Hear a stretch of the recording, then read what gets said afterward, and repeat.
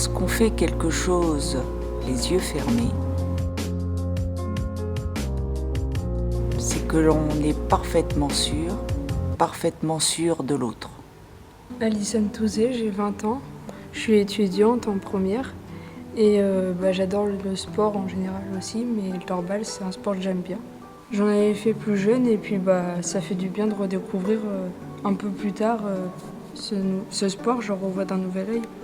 C'est qu'on fait travailler un autre sens, tu l'as vu, quand on l'a peu. Lesquels On fait particulièrement? travailler l'ouïe surtout, et puis aussi un peu le toucher. C'est bien de mélanger un peu tous les âges et être mix avec les garçons et les filles. Ça nous aide à apprendre à écouter et la concentration aussi, ça fait travailler.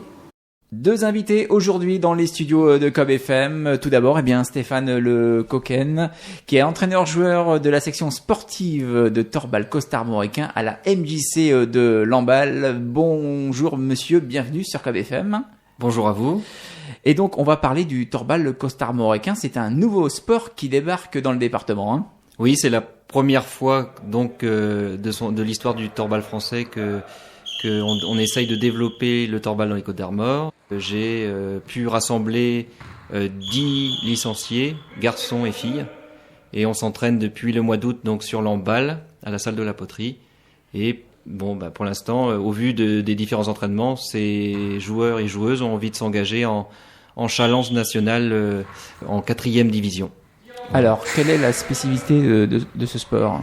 Alors, oui, puis l'histoire peut-être, parce que l'histoire est étonnante, c'est arrivé en Allemagne suite à la Seconde Guerre mondiale, des soldats allemands blessés suite à la guerre qui ont fait de la rééducation physique, a priori sous forme de gestes et peut-être d'un ballon, j'en sais pas plus. Et suite à cette rééducation-là, ils ont pensé à le transformer en un sport. Donc avec 2 équipes de 3 joueurs, en sachant que tout le monde est dans le noir. Vous avez 3 ficelles entre les 2 équipes. Les ficelles sont sur la largeur du terrain. L'idée pour un attaquant debout est de faire un tir de bowling sous les 3 ficelles à 40 cm du sol pour essayer de marquer un but dans le but adverse. Et pour donc l'équipe adverse de plonger comme des gardiens de but par terre sur des tapis de sol pour essayer le long de son corps, d'essayer avec son corps d'arrêter le ballon dans le noir. Donc dans le ballon, vous dire que il y a des gros lots qui permettent, donc c'est un ballon sonore, et donc ce sport-là permet de développer la concentration, la confiance en soi, la confiance dans les autres, et puis c'est technique puisqu'on fait des tirs à effet. C'est physique parce que malgré que c'est 2 fois 5 minutes, c'est super intensif en sachant que vous êtes dans le noir, parce que pour des voyants, se retrouver dans le noir et pouvoir être convaincu qu'on peut marquer un but là où on souhaite alors qu'on est dans le noir, c'est des choses que les joueurs apprennent, et donc ça leur permet d'avoir beaucoup plus de confiance en eux. Alors, il y a combien de joueurs justement voyants et malvoyants ou non-voyants dans chaque équipe ? Donc pour l'équipe des garçons, ça va de 54 ans avec Loïc qui est à côté de moi et jusqu'à 14-15 ans. Et là j'ai 3 personnes mâles ou non-voyantes, garçons, et puis à peu près 3 ou 4 garçons voyants, puisque ce sport-là, c'est le sens inverse des handisports. Ils intègrent cette fois-ci les valides. C'est pas les valides qui intègrent les personnes en situation de handicap cette fois-ci. C'est donc les personnes en situation de handicap qui acceptent d'y intégrer les valides. J'ai aussi donc dans l'équipe féminine eu le plaisir de voir arriver une maman et sa fille malvoyante, Alison et Valérie, et une autre personne animatique de Saint-Brieuc d'ailleurs. Et puis une voyante. Donc ça fait un effectif entre les garçons et les filles de 10-11 personnes. Alors combien existe-t-il de clubs en Bretagne, et en sachant que vous êtes le premier en Côtes-d'Armor, hein ? Oui, à l'heure actuelle, il y a Brest. D'ailleurs, c'était le club où j'ai fait ma saison sportive, la saison qui vient de s'écouler, en 2e division nationale. Là, le souci, c'est que ils risquent de fermer leur activité.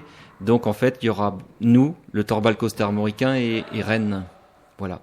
Alors on va rappeler aux auditeurs de Cob FM que l'entraînement donc se déroule à la Poterie, une petite commune près de Lamballe. Oui, tous les dimanches matins de 10h à 13h.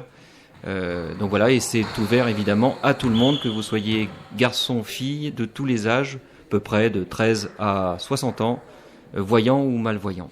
Un contact téléphonique peut-être pour plus d'infos? Oui, le 06 27 39 52 96. Et puis peut-être la page Facebook, vous tapez du sport sans rien y voir et vous arriverez sur notre page Facebook avec toutes les informations. Alors avant de redonner la parole à Stéphane pour des informations complémentaires sur le Torbal Costarmoricain, le témoignage maintenant de Loïc, jeune adhérent, on peut le dire, du Torbal à la MJC de Lamballe. Loïc, bonjour, bienvenue sur Cob FM.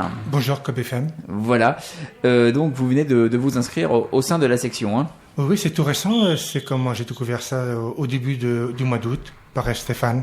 Et tout ça, c'est venu par une autre association, Voir Ensemble 22. Voilà, et pourquoi pratiquer ce sport qu'est le Torbal? Disons que j'avais aucune occupation au mois d'août. Et c'est comment, disons que j'étais un petit peu opportuniste. Vous avez été opportuniste. Donc vous avez démarré l'entraînement, comment ça se passe? Ça se passe bien parce que il y a des repères à trouver, comme a expliqué Stéphane, comment d'être très à l'écoute du ballon qui va venir, qui vient en face. Et ça nous permet de développer notre sens auditif. Qu'est-ce que vous aimez dans ce sport? Ça nous permet d'être assez vif. C'est peut-être un peu dur à comprendre, mais ça développe notre sens. Ça compense à notre sens, en fin de compte. Alors, c'est un sport qui regroupe aussi bien des jeunes que des moins jeunes. Disons que là, oui, on se retrouve avec 3 générations. Et c'est vrai qu'au départ, c'était pas évident. Et puis, en fin de compte, au fil des dimanches quand on vient s'entraîner, il y a une bonne cohésion, que ce soit dans le terrain et hors du terrain. Et une bonne cohésion aussi entre personnes voyantes et malvoyantes comme vous. Ça permet aux personnes qui sont voyantes et puis de se retrouver surtout dans le problème d'être malvoyant. Et aussi pour l'intégration grâce au sport, hein. C'est ça, oui. Puis nous, de notre côté, ça nous évite de rester dans notre coin. Et puis ça nous permet d'être plus sociable aussi. Eh bien Loïc, merci pour votre témoignage. Alors pour finir, on retrouve donc Stéphane, l'entraîneur-joueur du Torbal Costarmoricain, section sportive de la MJC de Lamballe. Alors il faut savoir que vous avez commencé par le football avant de pratiquer le Torbal, hein. Oui, j'ai joué à l'En-Avant de Guingamp plus jeune. Donc le lien entre les deux, c'est effectivement que sur un terrain de foot, vous avez 10 autres collègues et donc on peut éventuellement se permettre sur 90 minutes de se reposer. Sur un terrain de Torbal, vous êtes que 3 et là, il faut absolument avoir confiance dans les 2 autres et ne pas se reposer parce que sinon il y a but tout de suite, quoi. Donc c'est prenant dans ce sens-là quand vous êtes sur le terrain. Les 2 fois 5 minutes, vous avez l'impression que vous avez fait 2 fois 30. Alors qui dit une nouvelle section dit aussi besoin d'argent? Tout à fait.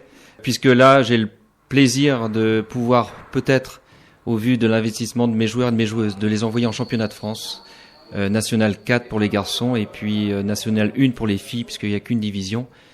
Ça fait des déplacements. Là, par exemple, pour les garçons, il est prévu un déplacement à Clermont-Ferrand. Donc, le poste de dépense le plus coûteux dans le Torbal, c'est les déplacements. Donc, j'ai un budget là de plus de 8 000 €. On a lancé une plateforme de financement participatif de projets entièrement bretons, kengo.bzh, que les gens qui veulent nous aider à distance, ils le peuvent. Et il suffit de me contacter ou de répondre à cet appel à dons. Je fais aussi un appel à toutes les entreprises commerciales du secteur de Lamballe ou de Saint-Brieuc. S'ils veulent aussi communiquer sur leur activité par le biais de nos maillots dans la France entière, voilà, on est présent. Eh bien, merci Stéphane Lecoquen, donc entraîneur-joueur du club de la section sportive de Torbal Costarmoricain de la MJC de Lamballe, d'avoir été avec nous sur Cob FM dans ce journal sport. Merci à Radio Cob FM. Lorsqu'on fait quelque chose les yeux fermés, c'est que l'on est parfaitement sûr de l'autre.